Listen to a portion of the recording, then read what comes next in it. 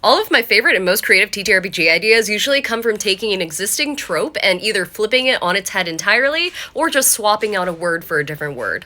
Some of my friends did this once where instead of doing enemies to lovers as a potential trope, they did lovers to enemies as part of a PvP one-shot they did. And so they both played as this old divorced couple who were like actively like kicking the shit out of each other in this arena and then also quipping back and forth about how their marriage could have been better, which is obviously fantastic for like a comedic one-shot, right? But you can do it for full-length campaigns too, for either characters or settings or entire plot points. So for example, if I wanted to make a campaign that was like not quite a magical school, but instead I made it a magical prison, and made it so all of the player characters started off as inmates and were using their magical talents for basically the profit of the prison.